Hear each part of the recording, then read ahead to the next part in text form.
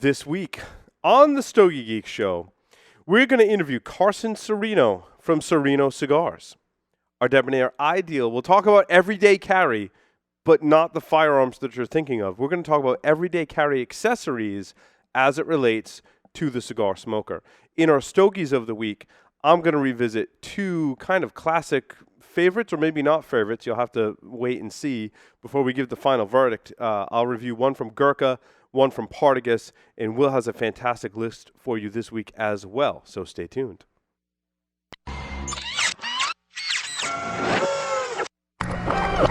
This is a Security Weekly production.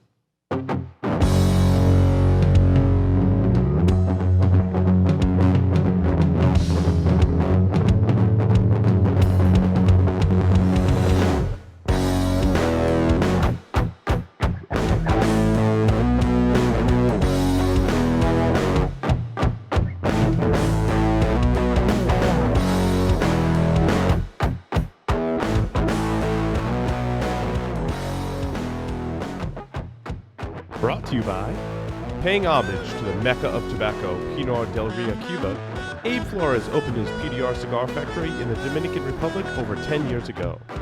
Abe is one of the hottest boutique cigar makers in the industry today, earning the number 10 spot on Cigar Aficionado's top 25 cigars of 2014 with the Abe Flores 1975 Serie Privada. Abe and his team use Cuban blending traditions in a modern boutique Dominican factory. Smoke PDR cigars and cut, light, and taste what they love to do. M. Bombay cigars represent the most admired cigar culture of Cuba. They select the best of the best quality tobacco to use in the aging process. M. Bombay cigars are then rolled in Costa Rica by some of the most experienced cigar rollers, giving it a unique smoking experience. The band portrays the detailed and artistic nature of our small industry.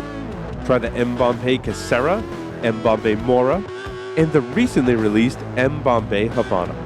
M. Bombay Cigars, where the cigar is a way of life. I love that I get to smoke cigars and call it work. Hey, Paul. What's going on, cigar newbie? I'm halfway through this cigar you gave me, and I was wondering if I could put it out and save it for later. No. Well, I wanted to try the Liga Privada with the Connecticut wrapper, and I was wondering where I could get some of those.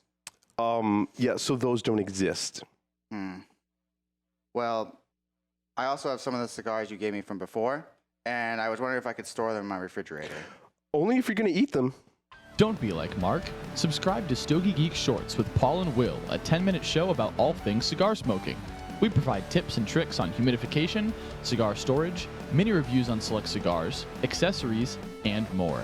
Stogie Geeks Shorts is one-stop shopping for learning about which cigars to smoke and the right way to cut, light, and store your favorite stogies. You can watch Stogie Geeks Shorts on our YouTube channel or subscribe using your favorite podcast app. For all the latest episodes, visit stogieshorts.tv. Hey, Paul, this cigar is awesome, and I wanted to share it with you, and I was going to cut it in half. Oh, boy. You need to watch Stogie Geeks Shorts.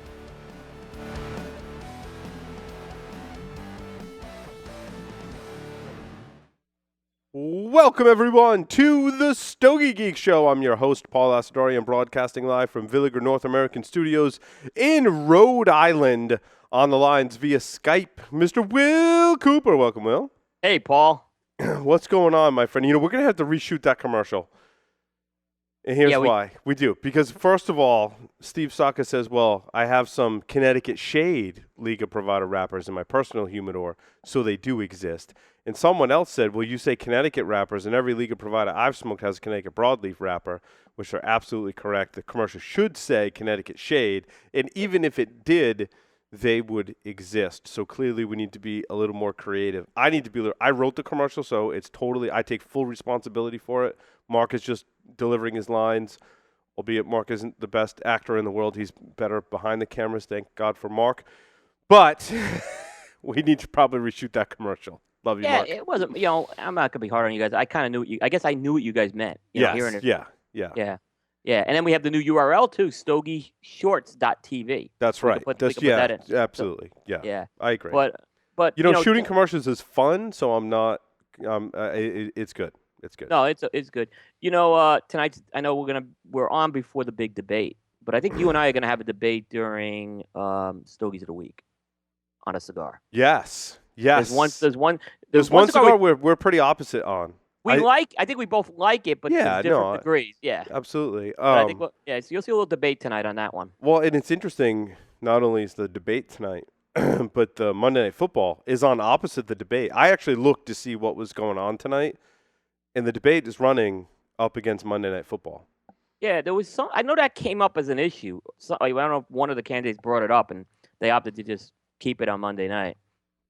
It looks like The Voice, I think, is cut short or always comes on. The Voice usually starts at 8. I mean, that's one of the most watched TV shows. And I actually, admittedly, I do watch it, and I think it's a really good show, to be honest with you. I'm going to be honest. I watched the UK version of that show because I'm a big Tom, and I'm not ashamed to admit it, I'm a big Tom Jones fan, and he was one of the judges or the team captains for a while, and did a great. He's no longer on there, but you can check those out on YouTube. The UK one I think is far superior.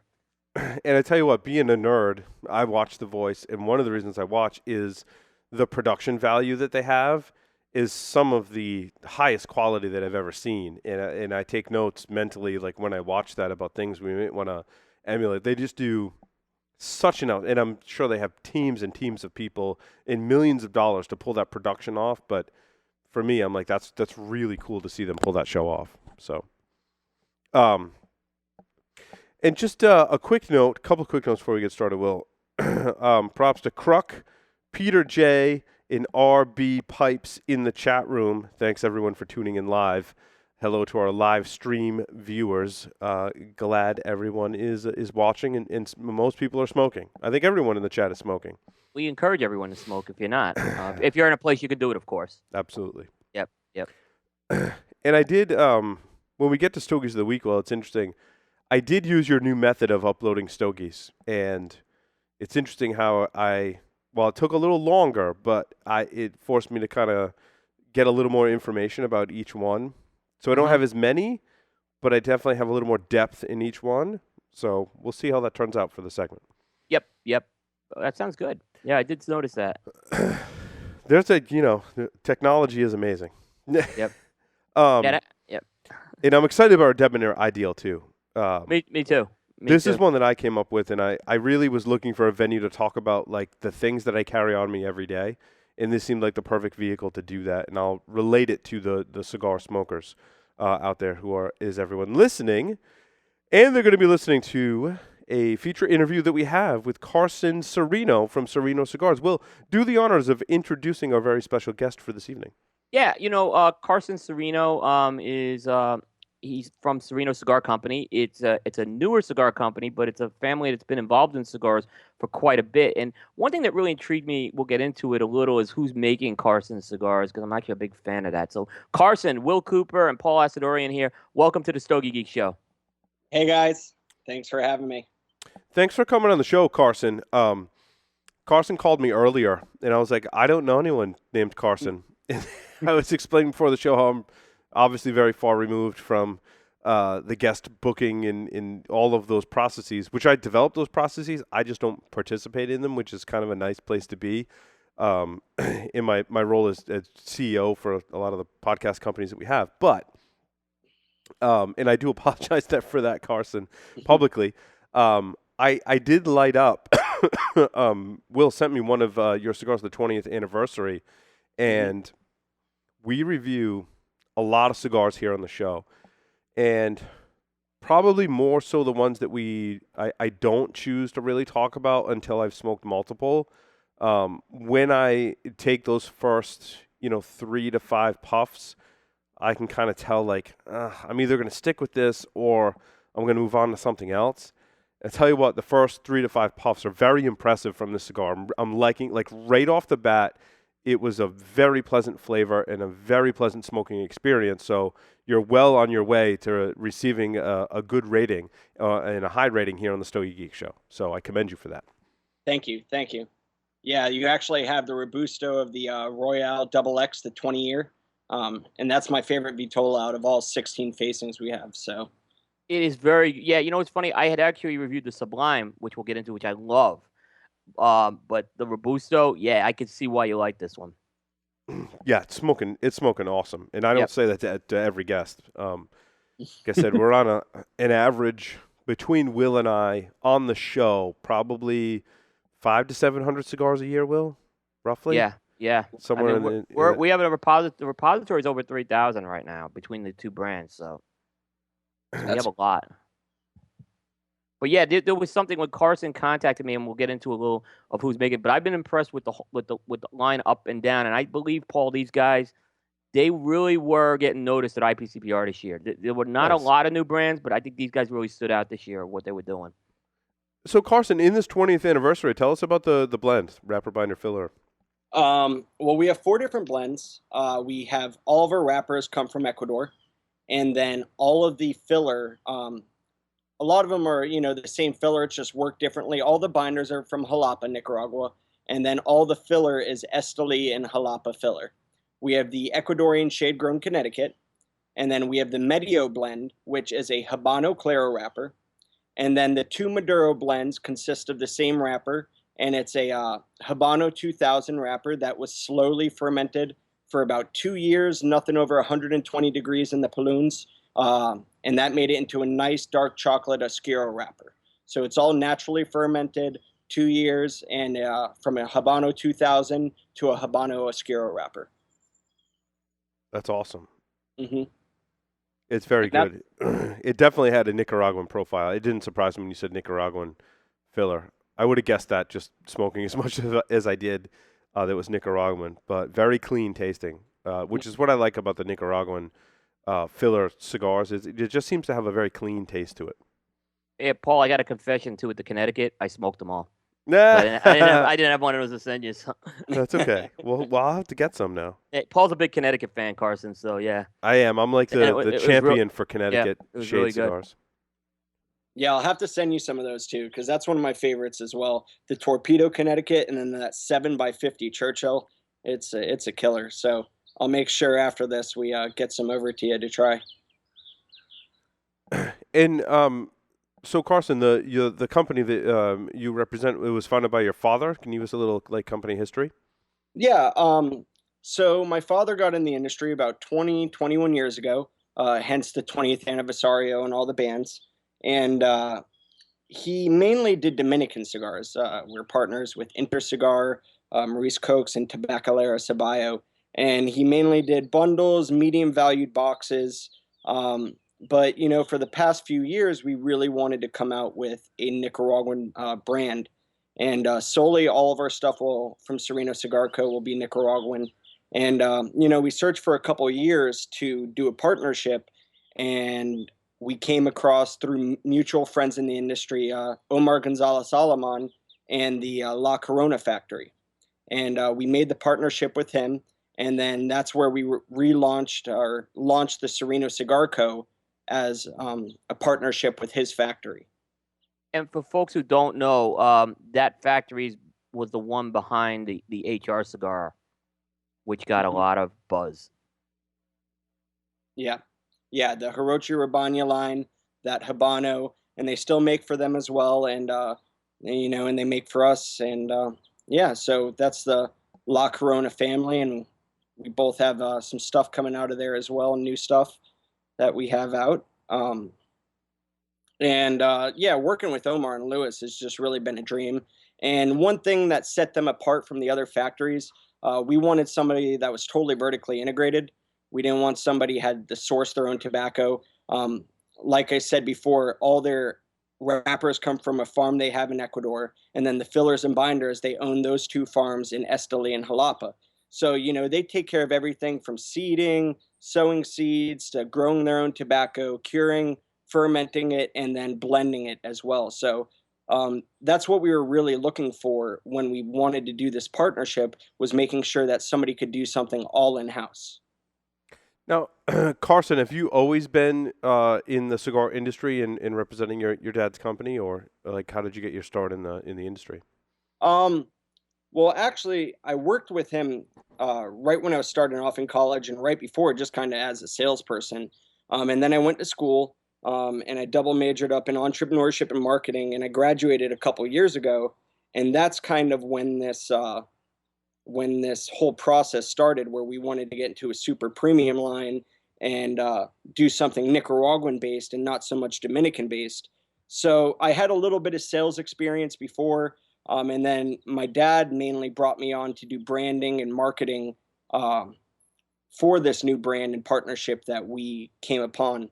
And I designed the bands and the boxes, and I really wanted to make something really classic and elegant, but have a kind of a modern feel to it as well. So with that 1 year before school and this past year and a half, 2 years, I've been in the industry for about 3 years. Well, you're in a great place. You did a great job with the bands, and the blend is smoking super awesome right now. So. Hmm. Yeah, I appreciate it. Yeah, we definitely put a lot into it. And then another unique feature about all of our blends is they were in the La Corona aging room, and they were made in end of 2014, and then they aged them from about 2015 to this past release. So they got about 2 years of sitting age on Do you get down to the factory much? them. Yeah, I go about once every 2 to 3 months. It has become one of my favorite places to go in the world. Oh, nice. Yeah, so I try to make excuses to get down there. And I know we're working on a couple other things right now that we have out, but still getting full production on. And so I'm going to be going back there every 2 to 3 months. 2 months, I'll be down there. December, again in January, and then also I want to spend a lot of next summer just learning about blending and more about the process that Omar and Lewis do from the bottom up, because I'm still a student to the whole process. Yeah. So Carson, with your degree background in entrepreneurship, we actually do another podcast on our other network called Startup Security Weekly. We talk about startups, and like one of the questions that really can make or break you during a pitch and make or break your business is who you're going to market to. And as you most likely well know, when you say, "Oh, well, it's everyone," like this is a cigar for everyone, that can be the kiss of death, right? You have to have a target market. Were you targeting a specific cigar smoker, or like where are some of your lines targeting for those of us listening? Yeah, we're definitely targeting the boutique industry, people that are willing to try new brands, people that we have a certain price point we were targeting, Nicaraguan cigar smokers. We also wanted to, I don't like to throw other companies like that we're competing against, because we're not a competitive type. I'm really appreciative for every manufacturer, but people that go after like Sober Mesas, Crowned Heads cigars, all that kind of price range. People who are very boutique friendly and want to try something a little bit different from the tradition of cigar smokers, of which they have grown up on, and yeah, it's interesting. I find that age is not really a determining factor. Yeah. Like it's more of your personality, because I talk to smokers of all different ages, and I find even some of the younger smokers are like, nope, I like to smoke this one cigar and I don't really like to try anything new. And you think that smokers older in age would be kind of pigeonholed into, well, like, this is my cigar that I smoke. My grandfather smoked one brand of cigar and this is what I smoke. But that whole like trying new stuff has really branched out and thrown the age thing like right out the window. Yeah, I agree with you. Especially with kind of like, I feel a boutique boom has came over the past 5-10 years, maybe 5 years, where just a lot of smaller factories or different brands are producing great stuff.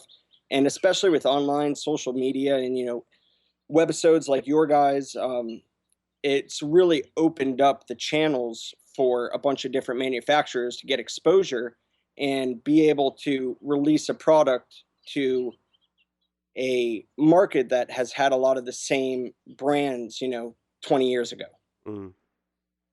So how have you tried to differentiate yourself, being a Nicaraguan, based blend like this one is, and there's so many different Nicaraguan blends. You said you want to target the Nicaraguan smoker. Like what What's some of your differentiators in that market?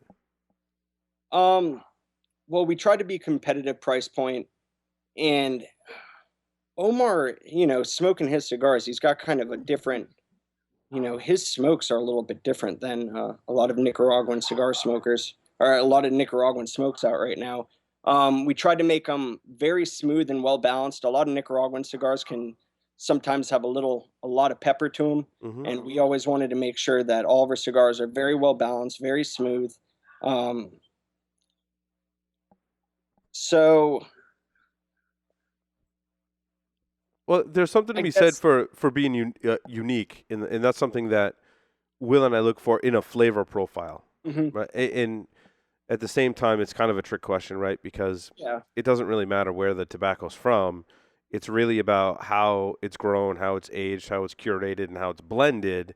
And Mhm. once you get to that final cigar, you can conceivably have tobacco from the very same farms as another manufacturer, but it's going to taste completely different just because of all the different factors that go into a cigar. So having that unique flavor profile, as you kind of alluded to in Omar doing his blending, Mhm. is really, like, for me, one of the differentiators. And smoking as many cigars as we do, Mhm.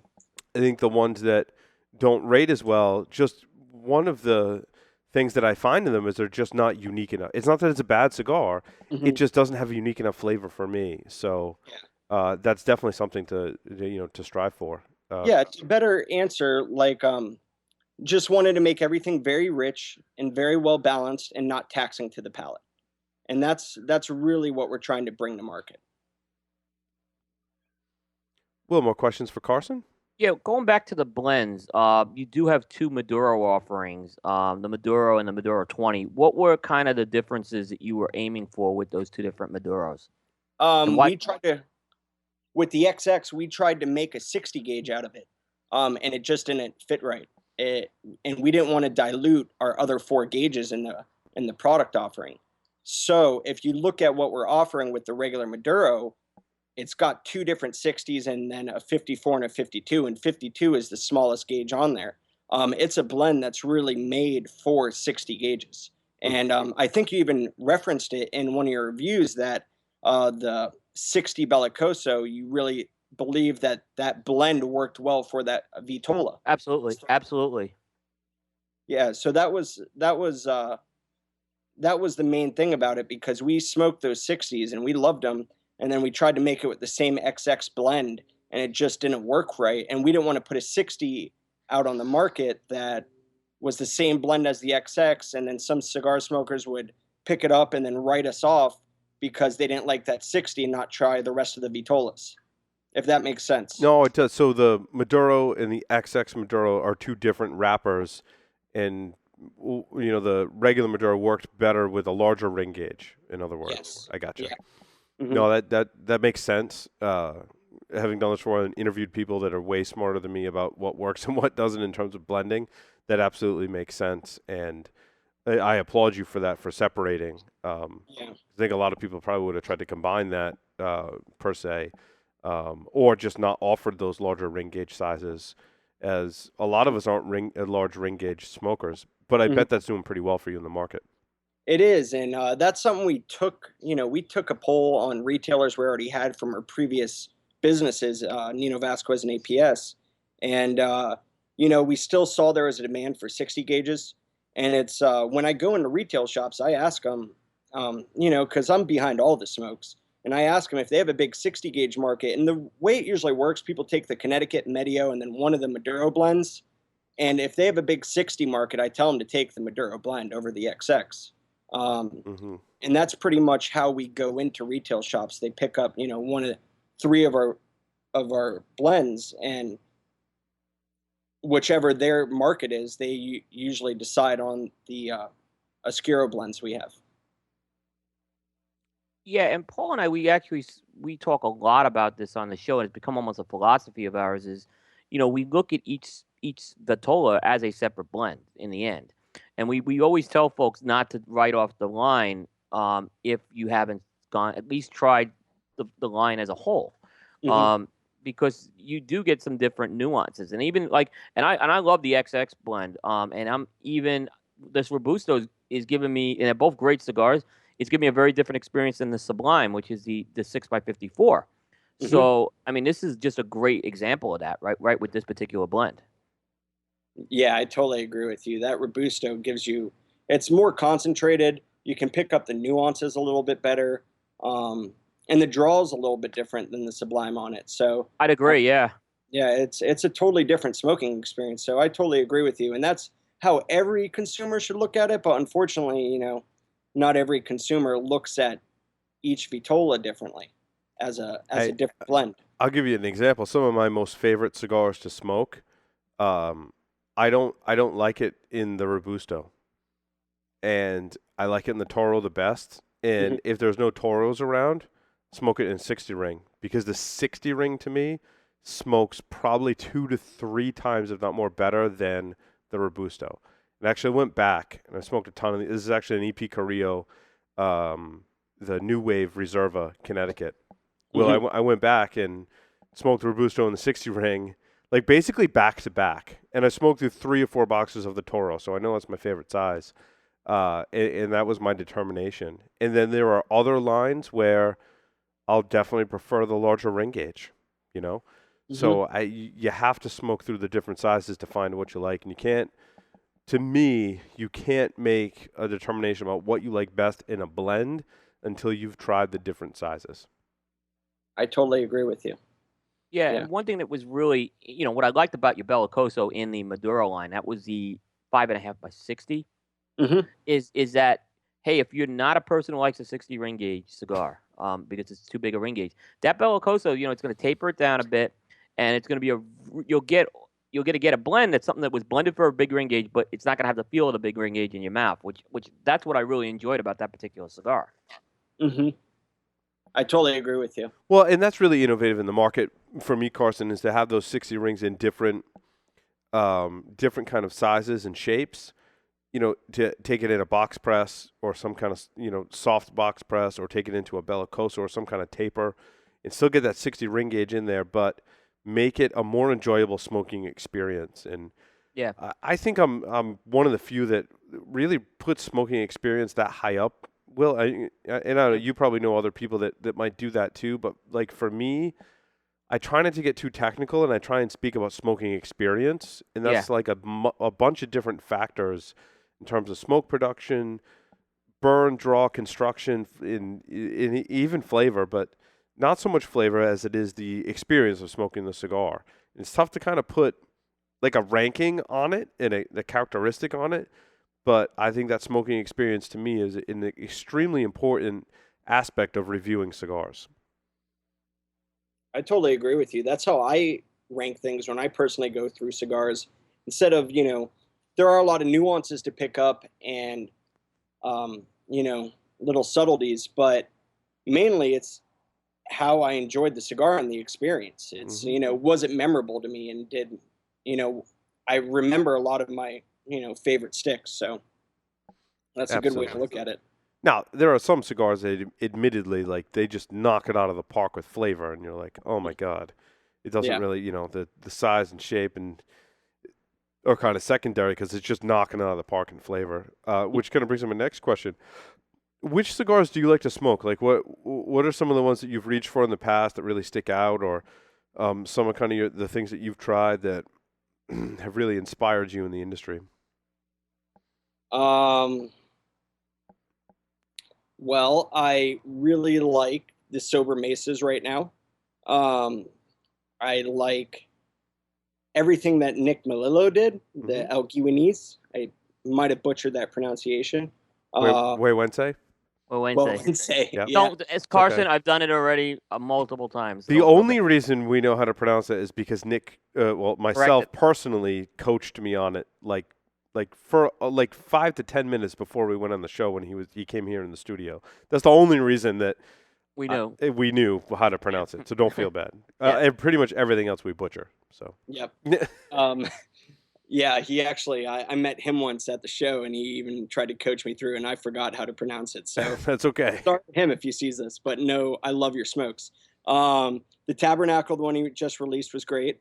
Have you tried the now and I'm going to butcher this one now, Steve Saka's newer one. Mi Querida. Mi Querida. Yes. Mi Querida. I have. I like it. It's still a good cigar, but I still enjoy the Sober Mesa more. I feel like people are falling into different camps because I fall into the Mi Quesaria camp more so than the Sober Mesa camp. And I think they're equally great cigars, and I think he's just hitting on different people's kind of perspectives and profiles. So, well, it goes even like to Padron.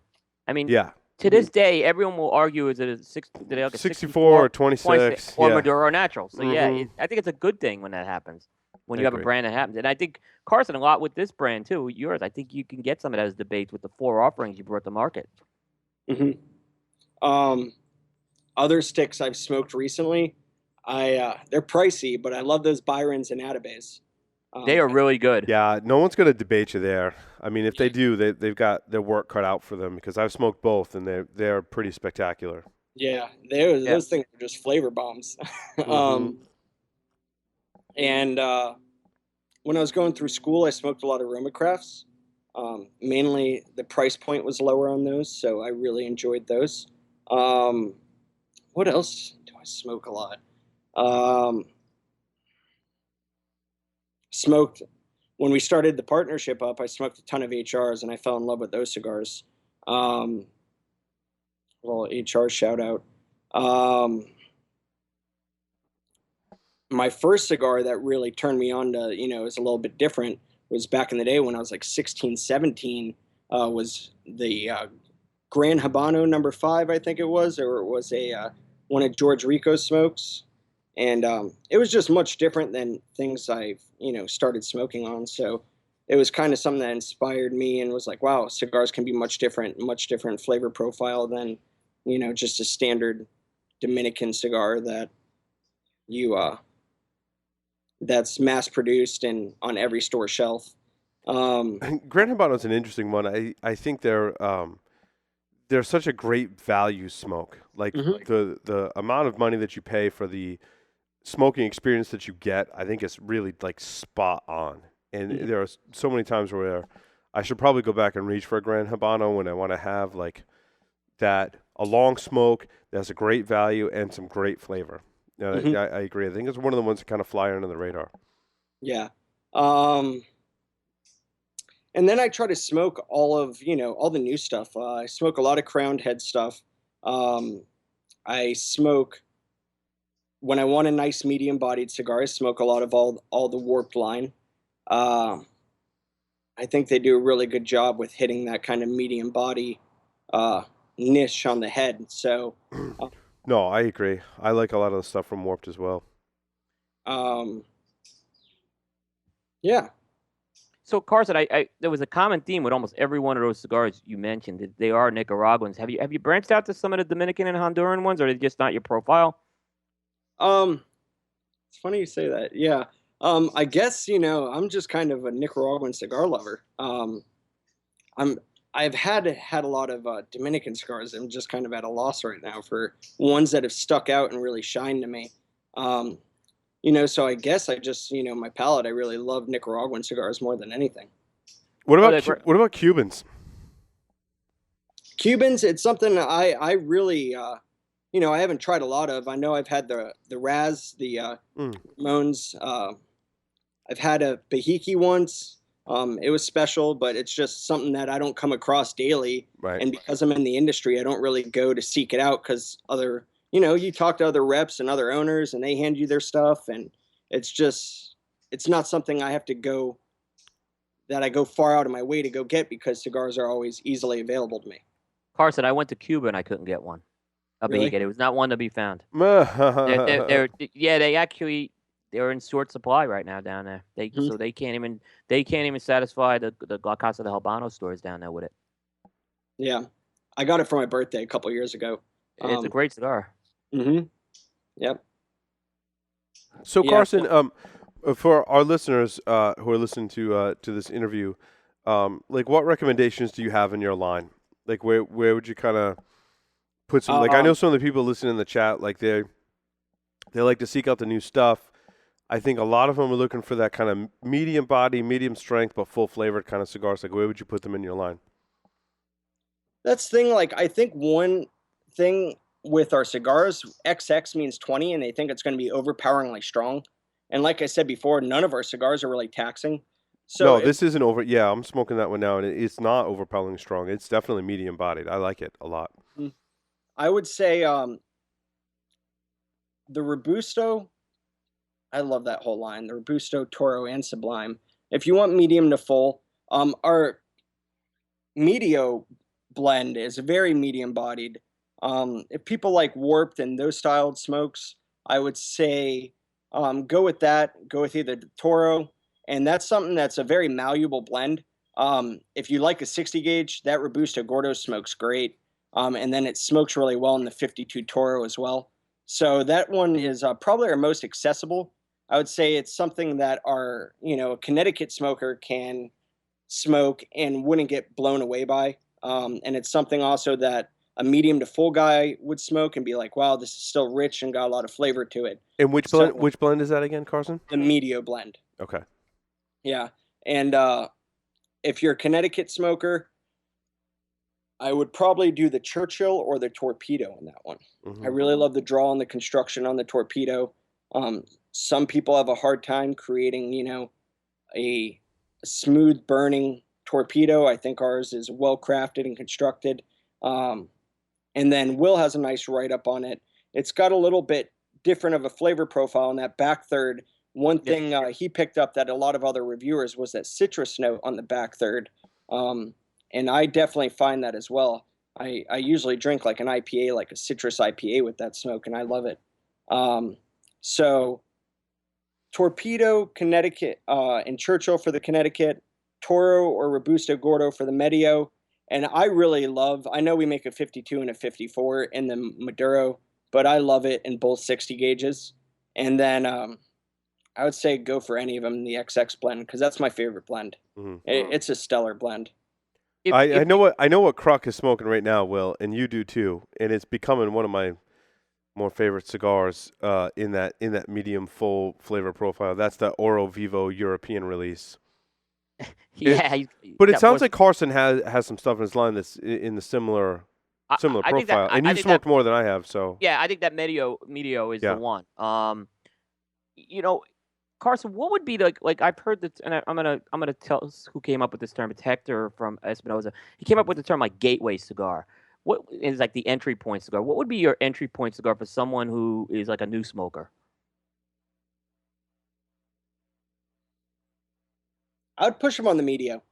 That's what I was actually thinking that over to Connecticut as well. I mean, your Connecticut is a little, it's a rich Connecticut, but it's not your typical, it's more that in that bolder Connecticut. I hate using that word, but it's a little more amped up for Connecticut. Yeah, I agree. And the Medio is very smooth. And if it's somebody who's looking for, a different style, different flavors to what they usually smoke, it's definitely got a unique kind of flavor profile to it, and it's still not overpowering at all. Yeah, I mean, in the same way, like what I love about these Maduros is I don't get that heavy syrup, that raisin flavor, and sometimes that's just a sign to me of under fermenting. And these are just like, I smoke this and I get that Maduro sweetness off this thing. I get that smoothness off these cigars, and that's what I really like about these Maduros that you've come out with. Yeah, I agree with you. And I would think what you said before, I think that's an under fermenting thing. And I mean, Omar talks to me about is, that's the most important process to him is fermenting. And when you go down there, you'll see how meticulous he is with the curing fermenting room. No, it's I actually got to meet him a couple years ago at the show when he was with HR, and he's an awesome guy. I mean, and I've been, like I said, I've been a fan of his cigars for several years. I mean, the Cubanicon stuff he's done, the Soneros was great stuff as well. So I mean, he's really got a good track record out there. How about in terms of, I got a question now. You're a new company and you came out at the worst possible time because of FDA. How are you guys addressing the challenges of FDA and letting your retailers know, hey, Serino Cigar Company is going to be here and we're here for the long haul? We have we have a great lawyer with us. That helps. Yeah, and it's something that people, my dad has 180 SKUs that are all bundle cigars and boxes that are all pre-07. So that company will always remain intact, and it's a workhorse. Like he does a lot of business. So we're not a new company that doesn't have any capital behind us and doesn't our only brands are ones that are post 07. Our game plan now is to jump through the hoops and have the other business that we started 20 years ago as the workhorse to keep, Serino and building this brand moving forward. So that's what I try to tell people, that we have a lot of, stability within our workings of our companies. We might get away with a repackaging thing with our Serino stuff. There's a lot of law schematics about it. But that's what I try to explain to them, that they're buying from a company that's been in business for a very long time. And even after the Serino stuff, we have a lot of stability behind us. So that's what's going to keep this, this company moving forward and stable as well. Excellent. Yeah. How about go ahead. I'm sorry, Carson. Just to address the Dominican thing, I was trying to think of this whole time what I've been smoking Dominican. I really like that. I don't know whose factory it is, but he's producing a lot of boutique brands.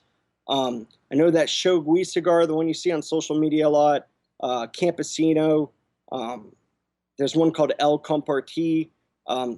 Because I try to seek out, I know I'm going a little off track here, but I try to seek out other boutique companies because that's who I like supporting as well. So all those guys are making great Dominican smokes right now as well. So I think that Stogie, which it's getting a lot of buzz, and I believe that's a true Dominican boutique factory. I mean, I believe it's a very small factory that's located somewhere in the DR. I don't know exactly where, but I believe that's a true boutique that they have going on there. And they're getting a lot of buzz, that cigar right now.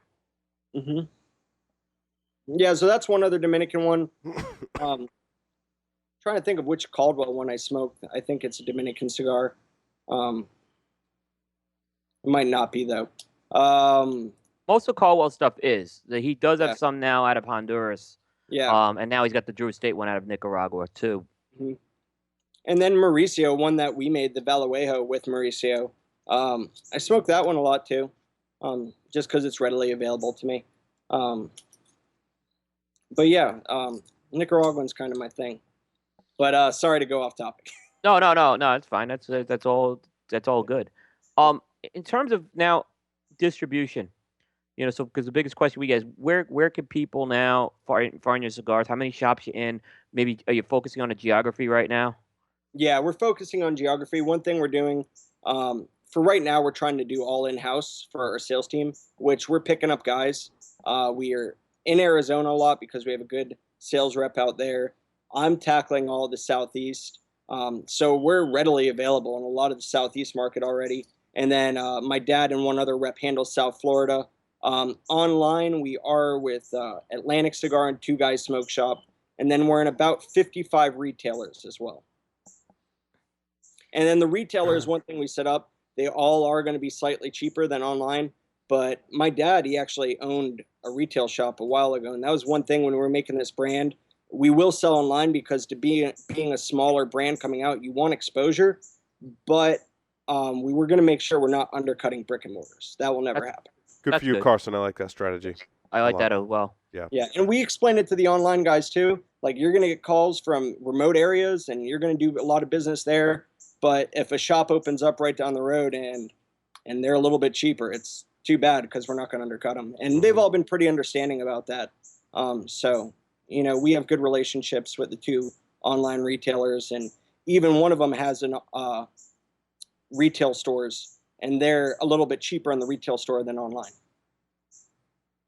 Well, and that's what you mentioned Atlantic. That's one certainly that I turn to. If I can't get something locally, or Will can't get something locally, then we'll turn to online retailers like Atlantic to purchase the product. So even though we're not looking for we're not going out online looking for the best deal. We're not looking for the $3 sticks to fill our humidors. We're looking for something specific, and if an online retailer can fulfill that need, until brick and mortars can carry it or open up new shops, which I think is great. I think that fills a niche, certainly.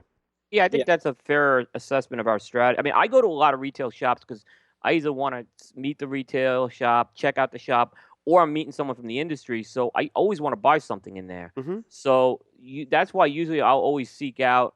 I only have limited budgets. Well, I'm supposed to have limited budget, but we do. We have a limit on our cigar budget. When did that happen? Yeah, no. Wait till you see the next Stogie Geeks bill. but exactly. So in my way, I'm always looking to buy something I haven't had before. So but sometimes we just can't get it, and then we do look at some of our key online partners with that. Absolutely. Yeah. Carson, I have 5. Will, provided you're done with questions. That was my last question. Okay. Yep. I do have 5 silly questions for you, Carson. Are you ready? Let's do it. All righty. 3 words to describe yourself.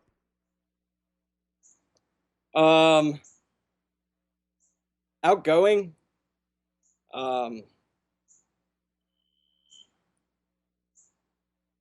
Slightly irresponsible. I like that. We can hyphenate that. Call it one. It's great. And I guess caring. I really care about, our retailers and customers and brands and everything, Omar and Lewis and all the brick and mortar stores. So given your caring personality, would you, if you were a serial killer, what would be your weapon of choice? Ooh, something quick and easy. I don't know.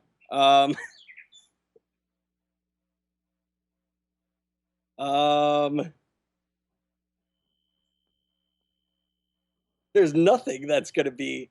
I don't know. Push you off a ledge or something. Nice. Of all the years I've been asking these questions, Carson, that that was a new one. That was a new one for me. There's no right or wrong answer to these questions, by the way, but that was a new one. If you wrote a book about yourself, what would the title be? Oh man, these are tough. These are good. No one prepped me for these. That's the whole point. We don't prep for these. Carson, the guys in Atlanta hit me up with a rapid fire when I was on their show, and I got stuck on the easiest one, which was like 3 under the radar cigars. So I know what it's like. I don't know. Out of the flames or something related with cigars. Carson, in the popular game of Ask Grabby Grabby, do you prefer to go first or second? I don't know, second. There you go. See, that's the only one that's multiple choice, and there's only 2 choices. So it's by far the easiest question. Yep. Carson, choose 2 celebrities to be your parents. 2 celebrities to be my parents. Probably Paul McCartney, because I play music, and I learned a lot of my music on old Beatles books. And trying to think of a hot cigar girl in the industry. That'd be cool. It's funny how all the guys gravitate towards hot, and then they think, oh, that has to be their mom, and then they have this like Freudian moment where they're like, oh my god. See, I'm older. I know. I just kind of I'm older. See, I just go Betty White with that question. Is always my answer. Yeah, let's go Betty White then. There you go. Yeah, it's a good one. It's a good one. Yeah, something I don't have to worry about. Tonight, though, I when I asked that question, I really thought that you were going to say like Donald Trump and Hillary Clinton, because that would just be interesting. Oh, Carson, thank you so much for appearing on the Stogie Geek Show. It's wonderful having you. Thanks for making awesome cigars. I appreciate it. Thanks for the support, Carson. Yeah, definitely. Thanks for having me. Okay, take care.